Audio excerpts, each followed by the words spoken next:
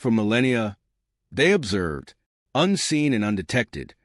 The alien race known as the Watchers monitored the rise and fall of civilizations across the cosmos. From their vantage in deep space, beyond the reach of human understanding, they studied the young species of Earth with a cold, clinical interest.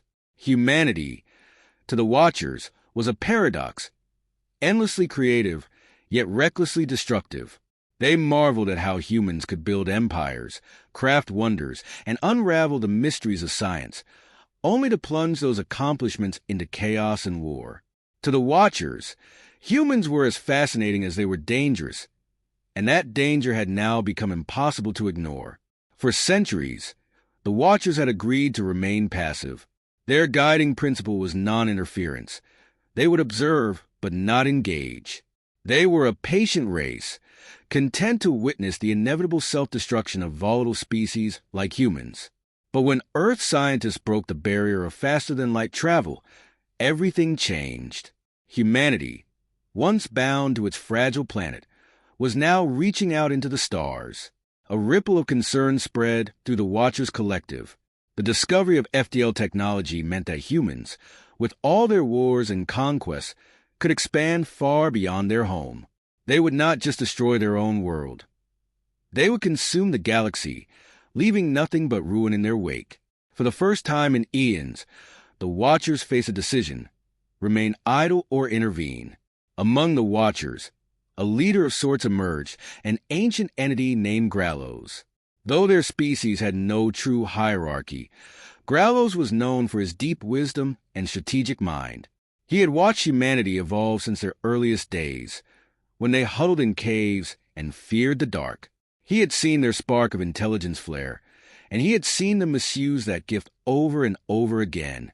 "We cannot let them continue," Grallos said, his voice resonating through the telepathic network that linked the Watchers. "Their reach now exceeds their understanding.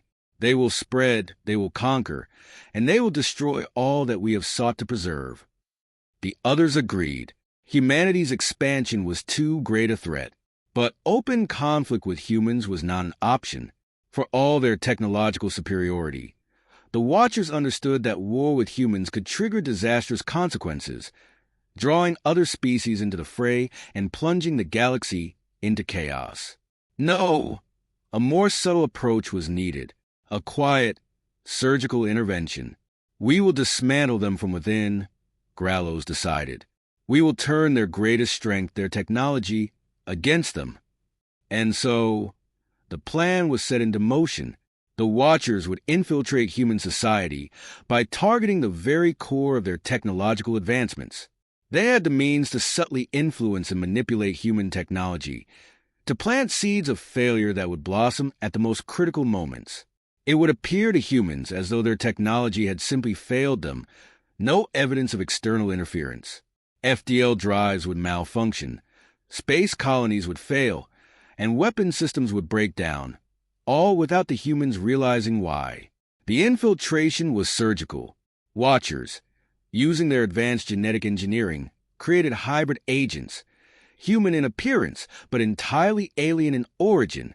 These agents were embedded deep within human civilization, posing as scientists, engineers, and technicians. They did not need to act immediately. Patience was their weapon, and over time, they would sabotage humanity's expansion before it could become an unstoppable force. As Grallos surveyed the preparations, he allowed himself a rare moment of satisfaction. The humans would never know what had happened. Their own hubris would blind them to the truth, that they were being outmaneuvered by a race far older, far wiser than they could ever comprehend. But even as the Watchers set their plan into motion, Grallos felt a lingering unease. Humanity, for all its faults, had always been unpredictable. There was a tenacity in them, a defiance that he had observed through their many wars. Each time they had been pushed to the brink of annihilation, they had clawed their way back. It was this resilience that had made the Watchers hesitate for so long. Could humanity, in its reckless ambition, find a way to resist even now? "We must be vigilant," Grallos warned his fellow Watchers. "Humans are more dangerous than they seem. We must act with precision, or they will find a way to turn our own plans against us. The other Watchers shared his concern, but remained confident in their strategy. Humanity, they believed, was on the verge of self-destruction. They would simply hasten the process, ensuring that human expansion collapsed before it could threaten the galaxy. And yet, as they watched the first human colonies venture beyond their solar system, as they saw the initial signs of failure begin to manifest, a quiet tension hung in the air. The Watchers had set the stage for humanity's downfall, but whether humans would accept their fate or rise to challenge the unseen force working against them was still unknown. For now, the Watchers would wait, their eyes ever fixed on Earth and the stars beyond, ready to guide the species' inevitable collapse. The first signs of failure came quietly, almost too quietly to be noticed. The Aegis, one of humanity's most advanced exploration vessels, had been dispatched to establish a colony on Epsilon 4, a mineral-rich planet just beyond the reach of the solar system. Its mission had been months in the planning, its crew composed of the finest engineers, scientists, and soldiers Earth had to offer. Yet, as the ship reached the edge of the system, something inexplicable happened. The engines faltered. At first, it was a minor issue, a fluctuation in the FTL drive's energy output that the crew assumed was a simple mechanical error. But as they attempted to repair the fault, the problem only grew worse. Communication systems failed, navigation controls became erratic, and life support systems flickered in and out. The Aegis drifted off course, hopelessly lost in the void. Hours turned to days, and soon the crew realized they were stranded, with no hope of rescue. The incident, while concerning, was initially written off as a freak accident. The human government reassured the public that space exploration was inherently risky, and they would address the technical issues. But then it happened again, and again. The Zenith, another state-of-the-art ship, malfunctioned en route to the Pleiades cluster. Its crew never made it to their destination, disappearing without a trace. Soon after, the Horizon, tasked with establishing a military outpost on a strategic moon, suffered a catastrophic failure in its weapon systems, rendering it defenseless against a minor, previously defeated alien resistance. Slowly but surely, humanity's long-anticipated expansion into the stars began to unravel. At the heart of this unraveling was Dr. Abigail Carter, a brilliant engineer who had once been a vocal advocate for space colonization. She had designed much of the technology behind humanity's FTL systems, but now she found herself embroiled in the growing disaster. As more missions failed, Dr. Carter was summoned to the Interplanetary Defense Council to explain the series of inexplicable malfunctions. Standing before the council, she delivered the bad news with careful precision. "These failures are not random," she said, her voice tight with the weight of responsibility. "I've analyzed the data from each mission, and the patterns are too consistent. Something or someone is deliberately interfering with our technology." Her words sent a ripple of unease through the room. The council members, a group of hardened military leaders, corporate tycoons, and government officials, shifted uncomfortably in their seats. For years, humanity had felt invincible, unstoppable in its quest to conquer the stars. To hear that their greatest technological achievement was being systematically sabotaged shook them to their core. "You're suggesting sabotage?" General Markov, a grizzled veteran, asked skeptically. "By whom?" "There's no evidence of any hostile alien species capable of this kind of precision." "That's precisely the problem," Dr. Carter replied. "There's no evidence because the interference is too subtle. It's not an outright attack. It's manipulation from within. Whoever is behind this knows our technology intimately, perhaps even better than we do." The council was divided. Some, like General Markov, believed the failures were the result of internal incompetence, faulty designs, poor execution.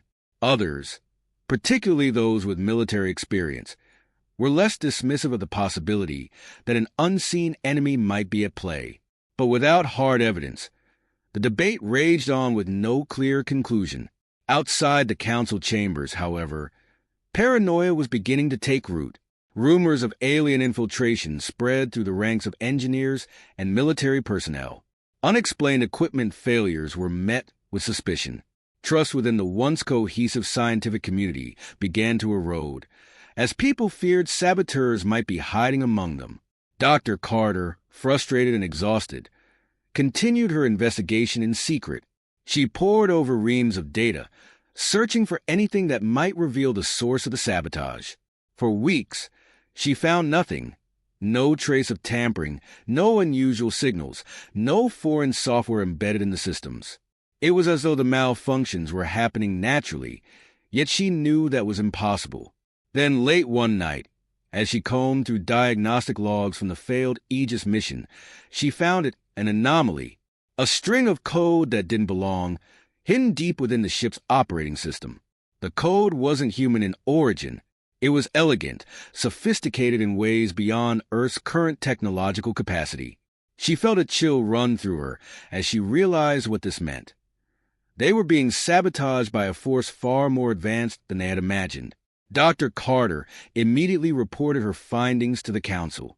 This time, they could not ignore the evidence. The code she had uncovered was proof of alien interference, though the origin of the sabotage remained unclear. The Council's fear deepened, and measures were taken to root out possible infiltrators, though no one yet knew how to find them. As the human race scrambled to protect its fragile foothold in space, Dr. Carter found herself at the center of a mystery far larger than she had anticipated. The Watchers, unseen and undetected, had begun their quiet war, but humanity, stubborn and resilient, would not back down so easily. The discovery of alien interference sent shockwaves through humanity's ranks.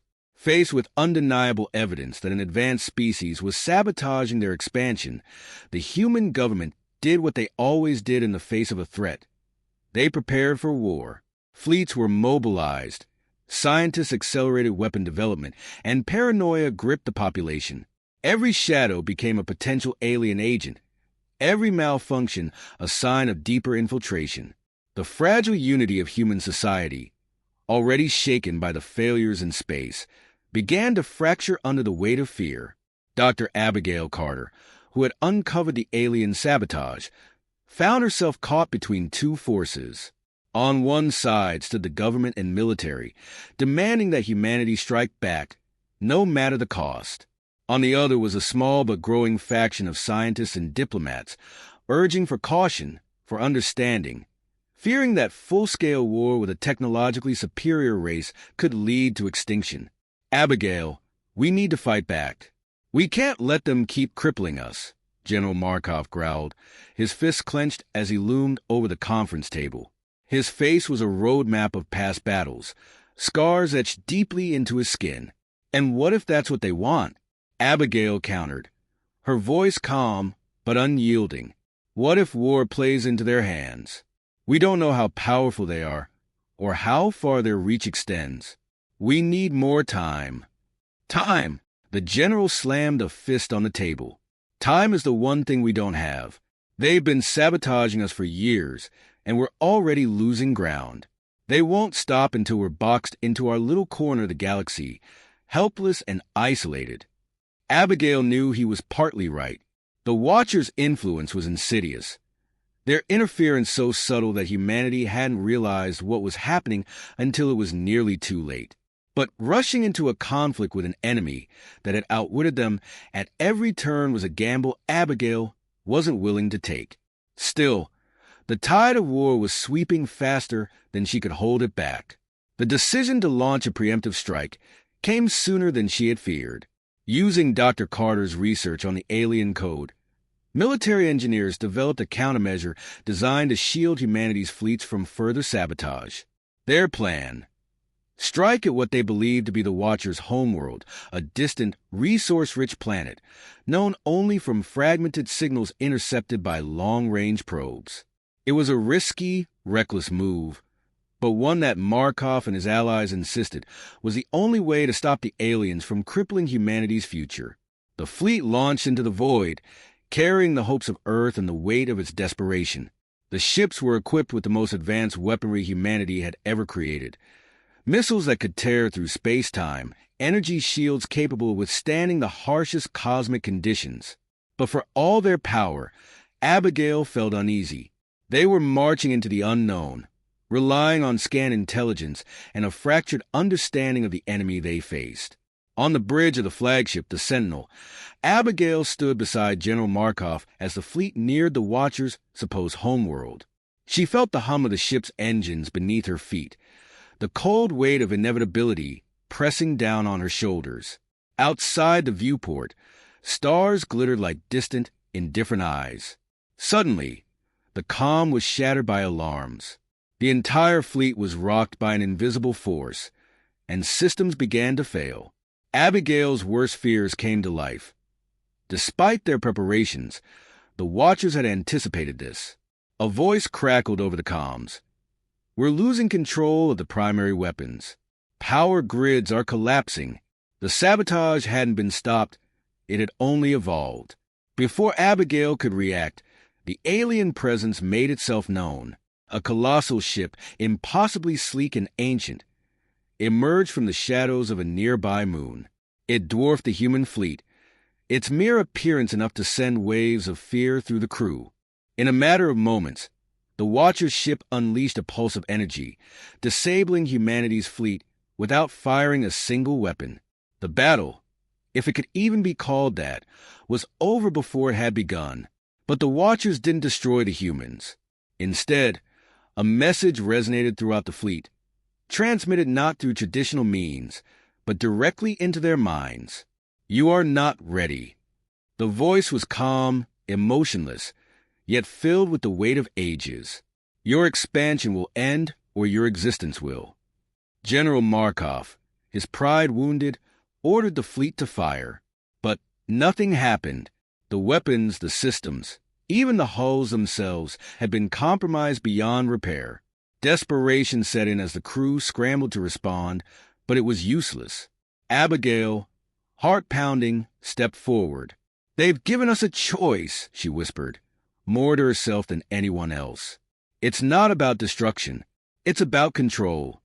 For a long moment, silence filled the bridge. Markov, breathing heavily, stared at the alien ship, rage warring with fear in his eyes. Finally, he sank into his chair. "We stand down." As the order was relayed to the fleet, Abigail felt a strange calm settle over her. The Watchers were far beyond anything humanity could comprehend, their power insurmountable. Yet, they had chosen restraint. Perhaps it wasn't the end, but a new beginning. A forced lesson in humility, a warning that humanity, for all its brilliance, was still young in the vast, ancient galaxy. The alien ship disappeared into the void as quickly as it had come, leaving the human fleet crippled, yet alive. And as the Sentinel drifted in the cold darkness of space, Abigail couldn't shake the feeling that the real battle had just begun, the battle for humanity's soul.